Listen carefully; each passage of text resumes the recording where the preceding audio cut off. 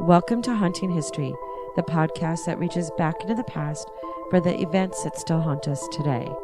Tales of true crime, mystery, and the macabre. And when we're lucky, the stories were history and the people who lived it and the paranormal meet. Now, who doesn't love a good ghost story, right?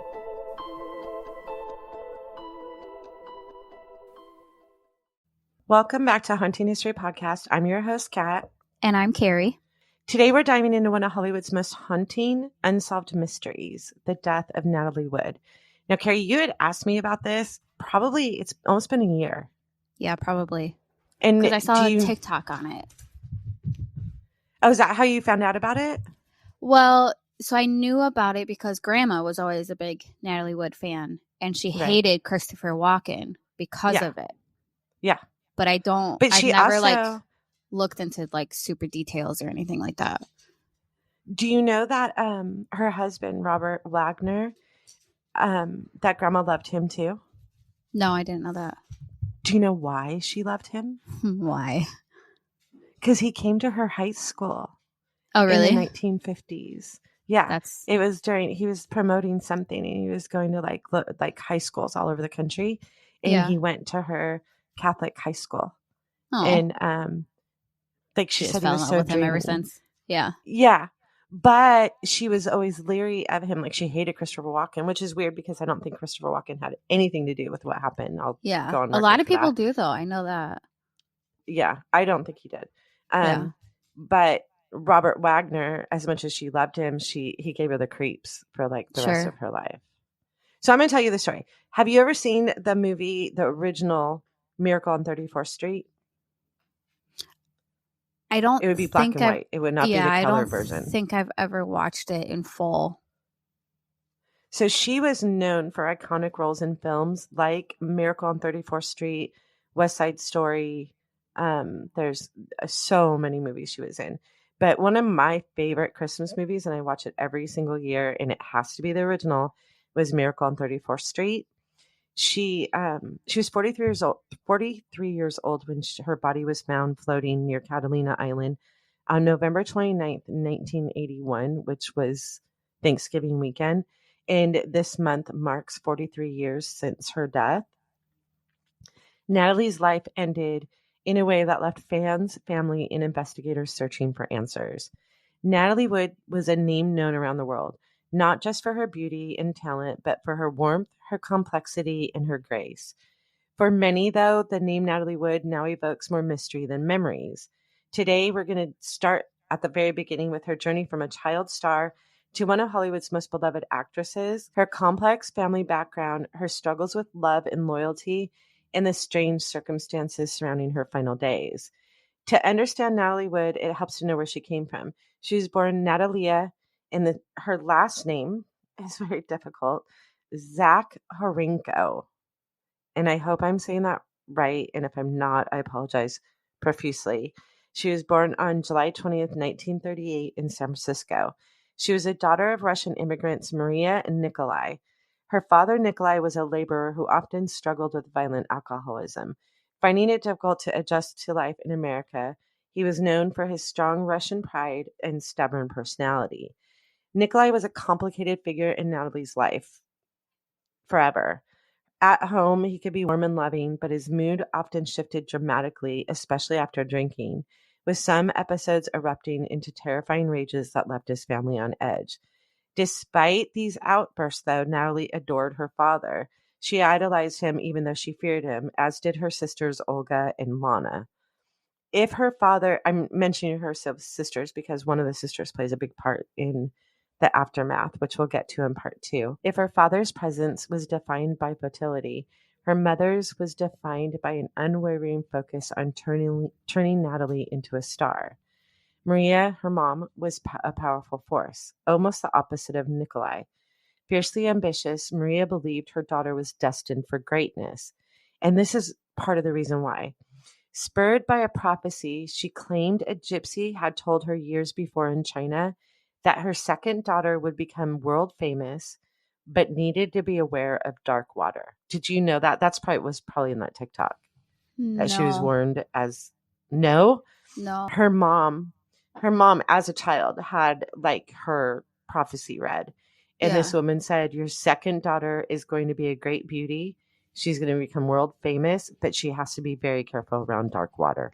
That's creepy. No, and it stuck with, not only did it stick with Maria, she basically embedded that in Natalie too.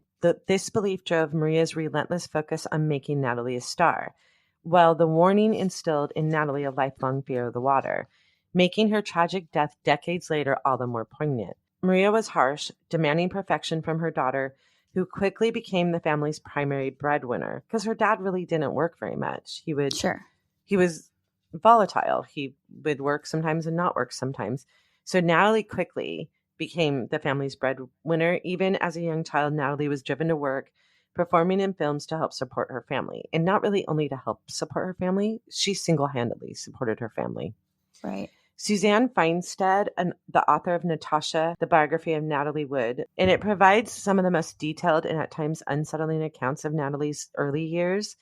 Feinstead, who researched Natalie's life through interviews with family and friends and Hollywood insiders, portrays Maria as a relentless stage mother who would go to any lengths to see Natalie succeed. The book includes harrowing stories of Maria's determination, such as, and this was not just in the book, this really happened, in the 1946 film Tomorrow is Forever, for a crucial screen test. I think the screen test was with Orson Welles. Maria whispered to her daughter to think of her family's dog's death to provoke her to tears. Oh my gosh. When that failed to get the right reaction, Maria took a live butterfly from a jar and tore off its wings, sending Natalie into hysterics. Natalie, who was only 7 years at the time, 7 years old, Natalie, who was only 7 years old at the time, delivered a heart-wrenching performance, winning the role and eventually a long-term studio contract. Wow. Yeah. I mean, it gives and it was in that book, but it's been repeated over and over again. And I think Natalie actually talked about that in a interview once, that her mom would go to great lengths to make sure she performed. Her childhood was shaped by this push-pull of fear and admiration. She was famously hardworking and learning not just her own lines, but everyone else's on the sets, which earned her the nickname of One Take Natalie for her dedication on the set.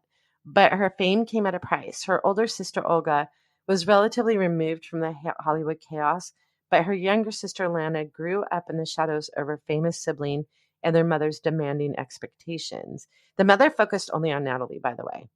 Lana, I think, at one point even was a Bond girl in a movie. Wow. But Maria, her focus was 100% on the second daughter that was prophesized to. All because of so that was her. All because of that. In later years, Lana would reflect on the intense pressure Natalie faced and the complex relationship she shared with her sisters. Despite their love for each other, Natalie and Lana were raised vastly different. Natalie, as the family's shining star and main provider, bore the weight of her mother's ambitions and her father's instability. Natalie quickly became America's sweetheart, especially after her role as Susan Walker in Miracle on 34th Street. She performed in an amazing number of movies, including The Ghost of Mrs. Muir, which is also one of my favorites. And as she reached her teen years, she wore braids and frilly dresses so she could play younger roles because they were more readily available. As she grew older, though, Natalie found it difficult to balance the public's expectations of her wholesomeness with her personal desires and aspirations.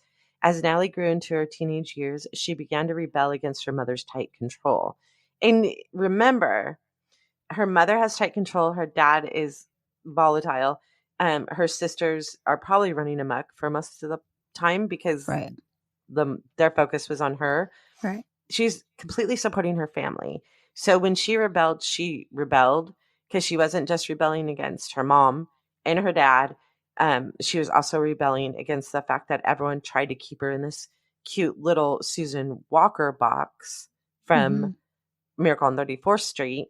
Right. So she wanted to shed that wholesome child star image and be taken seriously as an actress. And the determination paid off when she won the role in Rebel Without a Cause with James Dean, a part that marked her transition from child star to adult actress and earned her one of her 3 Academy Award nominations. The period, though, also marked a time of sexual exploration for Natalie, According to the biography, Natalie's first sexual experiences began at 16 when she had an affair. Get this, she had an affair on the Rebel Without a Cause set with the director Nicholas Ray, not James Dean. Oh, weird. Like, you would think it would be James Dean. How old was the director? Nicholas Ray was 44 at the time. Oh my God. And she was 16? She was 16. Wow. But yeah, that's Hollywood. She also reportedly became involved with her co-star, Dennis Hopper. And these relationships, according to her biography, were part of Natalie's rebellion against her sheltered and controlled upbringing. By the age of 25, she had already been nominated for 3 Academy Awards for her performances in Rebel Without a Cause, Splendour in the Grass, In Love with a Proper Stranger, which established her as one of Hollywood's leading actresses. Natalie's love life became as high profile as her film career. In the years that followed, she dated several Hollywood stars, including Elvis Presley, Warren Beatty, and Tab Hunter, whom she later learned that he was gay and in the closet, which their relationship was more of mutual companionship because Tab Hunter was going through some of the same things she was. Mm-hmm. You know, like you feel burdened by your, I guess, I don't know what the word is. You feel kind of burdened by what people think of you because it's not necessarily who you are. Right. And you have to hold up this facade. And, right. And I'm sure there's a little bit of a isolation feeling too. Yeah, I'm sure there is. I mean, you hear it now from Hollywood stars, but even more so, well, I don't know if it's more so because now it's all social media and stuff. But back then, they would make up stories about you for newspapers and the tabloids and stuff. Back then, like now, I feel like they're always looking for the worst thing that you did, like Lindsay Lohan in a club or whatever. I'm probably dating myself, but do you know what I'm saying? Where now it's all reality stars that they care about. But back then, you had to kind of live up to the expectation of what they wrote in the paper, or what they wrote, and your contracts had so many clauses in it that you had to stay looking this age or behaving this age, you know? Right. So when she rebelled, she kind of dated around and all of it was in the paper. And some of them were serious, some of them weren't. But one man stood out. It was Robert Wagner, known to his friends as RJ. Natalie had harbored a crush on him forever. Robert Wagner and Natalie Wood's initial meeting had a touch of Hollywood magic. Natalie first encountered Robert when she was a young pre-teenager. She was only like 10 or 11. And she reportedly saw him walking into a restaurant. And he was 18, 19. She was 10, 11. And she told her mother that day that she would marry that man someday. Oh, wow. Robert was 8 years older and was already becoming known in Hollywood circles, though they wouldn't properly connect till years later. Their first official meeting happened in the early 1950s when Natalie was about 17 and already a rising star. By then, she had grown from the child star who charmed audiences in Miracle on 34th Street into a young woman with significant roles under her belt. At the same time, Robert Wagner was establishing himself in Hollywood as a leading man. They were introduced through the social scene in Hollywood, and sparks quickly flew between them. Robert took Natalie on her first date on her 18th birthday. On their first date was her 18th birthday, a moment she had dreamed about for 7-8 years. The two became inseparable almost immediately, and just a year later, in 1957, they married in a fairy tale wedding that was the talk of Hollywood. Their union marked the beginning of their status as one of Hollywood's most beloved couples, even as their relationship would prove to be as complex and dramatic as any movie plot. Natalie was 19, RJ was 27, and they had quickly become one of Hollywood's golden couples. But the marriage is far from perfect. Just as Natalie's childhood had been turbulent, so was her adult life, and the demands of a high-profile Hollywood marriage was no exception. Both Natalie and Robert were at the height of their careers, and their intense schedules often kept them apart. While Natalie was landing some of her most memorable roles, like Maria in West Side Story, Wagner was trying to build his own career, and the constant pressure created a rift between them. Robert, who had grown up in a stable family, struggled to understand Natalie's insecurities and needs for reassurance.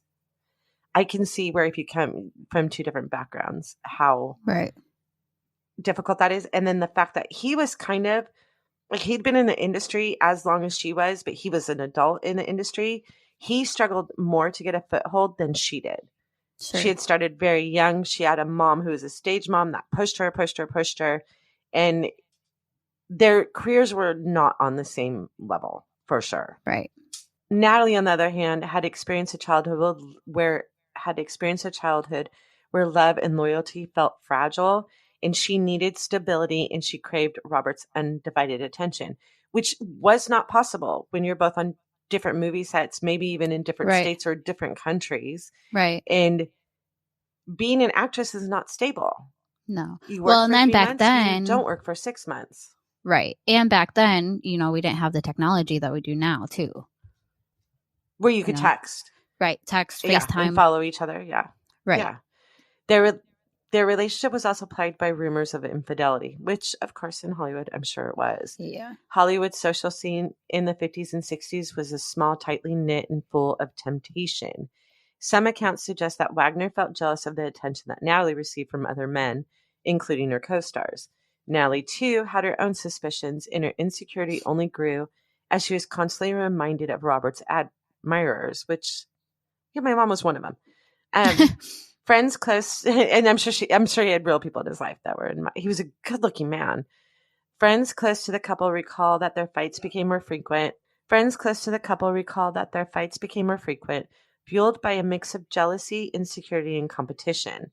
According to some sources, there were whispers of Wagner's possible involvement with other women, which weighed heavily on Natalie and led her to question her commitment. And she was young. She was 19, 20, 21, 22. Right. She was young. Right. But perhaps the most sensational and unconfirmed rumors surrounding the end of their first marriage involved a shocking discovery by Natalie. According to some reports, on the night their relationship broke down, the night that she moved out and went back home, Natalie allegedly caught Robert in a compromising situation with their houseman. Though the story has never been fully verified, it has lingered as one of Hollywood's whispered secrets, casting a shadow over their end of their marriage. And whether true or not, Natalie was devastated by the incident or a incident. She has told people over and over again, like her personal friends and her sister and her mom have talked about her coming home, finding him in a position with another man, and fled that night. Never went back home, never went back again. Oh, wow. To that house. Anyways, we're going to keep going. But after 4 years of marriage, the tension finally became too much and their marriage ended in divorce. And the split left both of them devastated.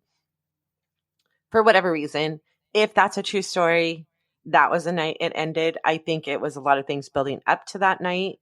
And it could have been anything so we don't know if it's a Hollywood legend. There's no way to know if that story is true.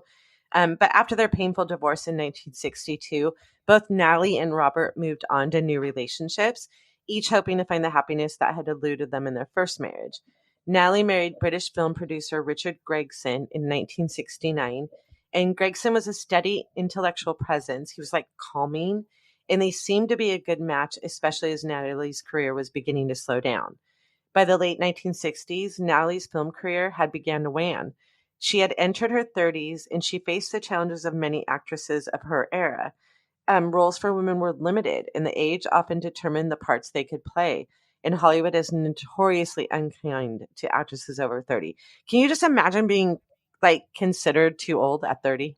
Right. That's so insane. And it was. Yeah. I mean, it happens now with Olympians, right? Or at least gymnasts. But that's physically, that's your body. I get that your body changes and you can't do the same things. Right. But especially Hollywood in those days, they didn't have all the opportunities that people have now to get facelifts or skin peels or whatever to make themselves at least appear younger. Right. They didn't have that as much in 1969. So it's you hit 30, you hit yours and Haley's age where you are a beautiful young woman. Can you imagine someone telling you you're too old? You're not cute anymore. You can't be for a role in a movie. You can't be the love interest.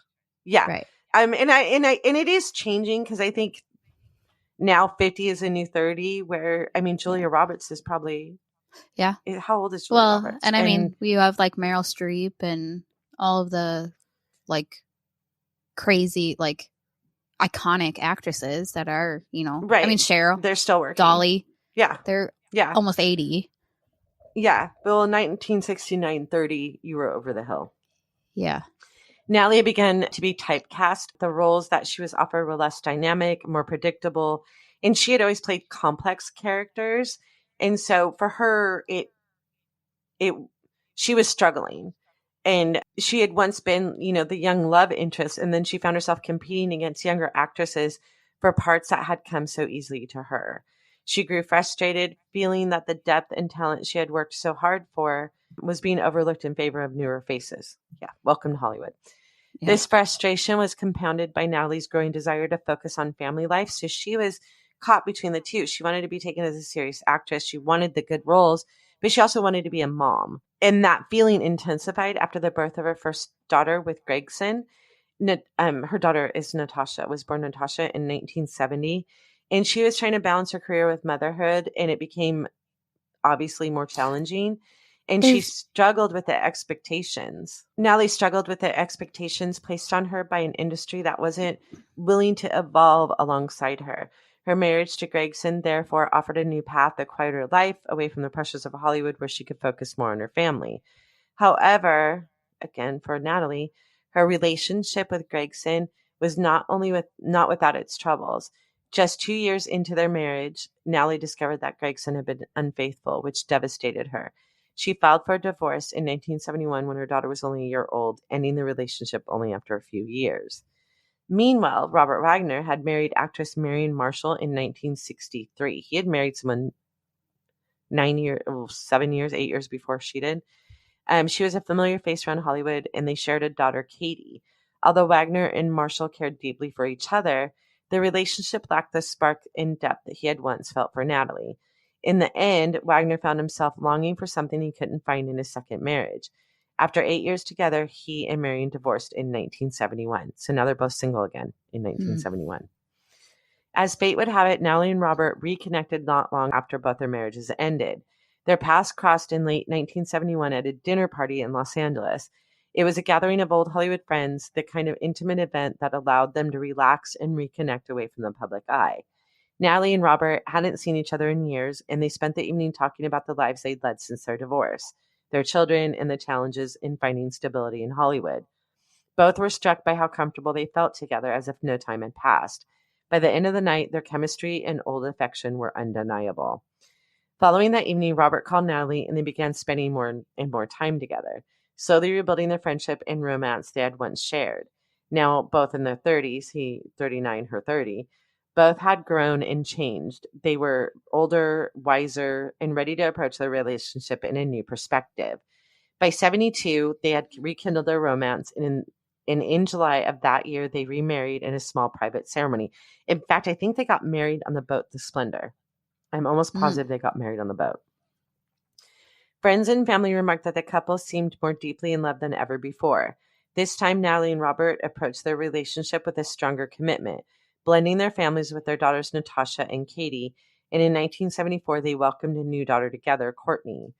During this period, Wagner's career reached new heights as he starred in the hit television series Heart to Heart. Did you ever watch that? No, I don't think I've ever even heard of it. Oh my gosh. If you can ever find it's Heart, H-A-R-T, to H-A-R-T. If you can find it, it's one of those movies that when you are sick and laying in bed for the weekend, you can watch every single one of them. It's so entertaining. It showcased him as a charming, debonair leading man, beloved by audiences. Meanwhile, Natalie's focus continued to shift towards her role as mother and wife. She continued acting occasionally, but it was clear that her priorities had changed. For a time, it seemed that they had finally achieved the stability that they had both longed for, and they often spoke about how much they appreciated having been given a second chance at their relationship. In interviews, they would reflect on how grateful they were for the opportunity to rebuild their life together, now more grounded and centered on family. Their marriage seemed to offer them the balance that they hadn't been able to find in their younger years, bringing a rare sense of peace to Natalie's often turbulent life.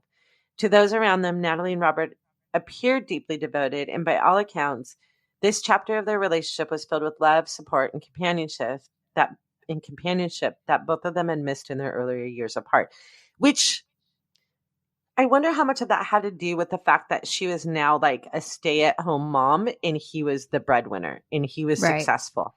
Right. Because I think I think researching this and reading, I actually read his book when it came out too. I tried to get into the book signing and I couldn't get in. It was already sold out when it was local to me when he wrote his book. He was very egotistical, very full of himself. Sure. And I think that the parts of their marriage that worked really well were when she wasn't in competition with him. Right. Like, it wasn't a supportive marriage, like where he would cheer her on when she did. I mean, I'm sure there were times that he Makes did, sense. but Right. in general, I don't think he was like her biggest cheerleader. That's By sad. 1981, now it's sad, right? When you think about it Yeah. that way. Mm-hmm. I don't think they bolstered each other up, but I think this probably happens a lot in I'm Hollywood, sure.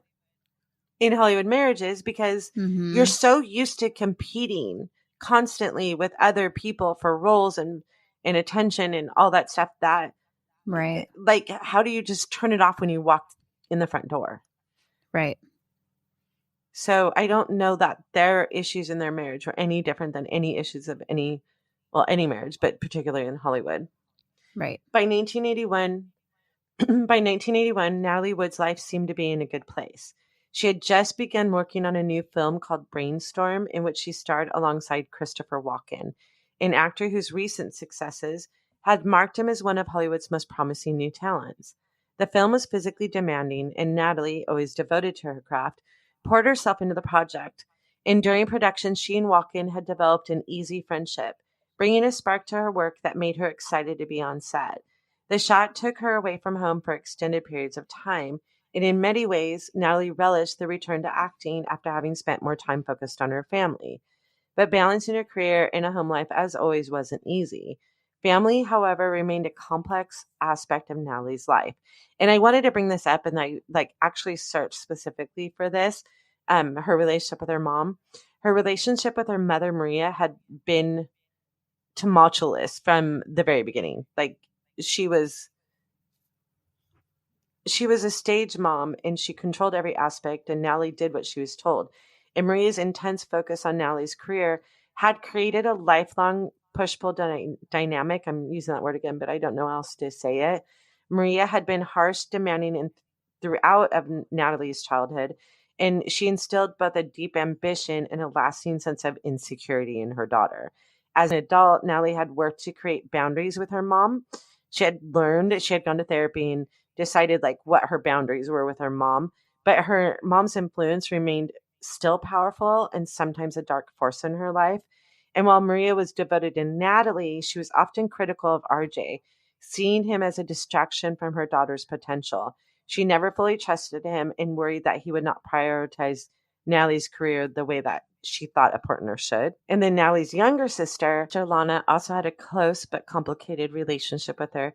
And despite the age gap, the two shared a bond strengthened by the pressures of their childhood. Yet Lana, like Maria, had reservations about RJ, feeling that their relationship brought a kind of instability to Natalie's life. Over time, she watched as her sister navigated the complexities of marriage to Wagner, first through their initial romance, then their divorce, and then eventually their remarriage. Lana was known to speak openly about her concerns, and though she supported her sister's choices, she never fully embraced RJ in the way that Natalie might have hoped. Despite these lingering family concerns, Natalie found solace in her life with RJ. She valued her family's opinions, but she had chosen to embrace the life she and Wagner were building together. She knew the demands of Hollywood had taken a toll on her relationship, and she cherished the moments when her and RJ could reconnect away from the pressures of their career and expectations of those around them. Thanksgiving weekend seemed like the perfect opportunity for a break. Robert Wagner invited Walken to join them on their family yacht, Splendour, for a quiet weekend getaway around Catalina Island. The yacht, a 50-foot vessel named after her iconic film Splendour in the Grass, had become a place of retreat and solitude for the couple. Over the years, they had spent countless weekends on the water together, finding privacy and relaxation away from their demands of their life and the prying media. On Splendour, they were able to enjoy a quieter life, just the two of them out in the open water. And their love for boating in the sea became a shared passion, despite Natalie's well-known fear of water. Friends said she had a near phobia of it, a fear rooted in her mother's warnings and maybe even her own intuition. but Splendour had become a place of refuge for the family, and in some ways, their time on the yacht symbolized freedom and escape they both craved. The trip to Catalina was meant to be a peaceful holiday getaway, and though Natalie and RJ often took their daughters with them on the boat, this particular trip was different. Natasha, 11, and Courtney, 7, were left at home, likely due to the colder weather and the desire for an adult-oriented weekend. With walk-in as their guests, they didn't want to bring the girls. Friends noted that Natalie's role as a mother was her top priority, and she typically preferred the family trips, but this weekend was an exception, planned to be a more intimate retreat with RJ and their friend. In addition to Natalie, Wagner, and Walken, the yacht's captain, Dennis Davern, was also on board. You'll hear a lot about Dennis Davern. Davern was more than just a captain. He was a trusted friend of the couple. A Navy veteran, Davern had been with Wagner and Natalie for years, often piloting the yacht on family trips and overseeing the vessel's upkeep. Known for his loyalty to Wagner, though, Davern was a close presence in their lives and familiar with their family dynamic. For this trip, he was there to handle the yacht's operations and ensure their holiday went smoothly, as he had done countless times before.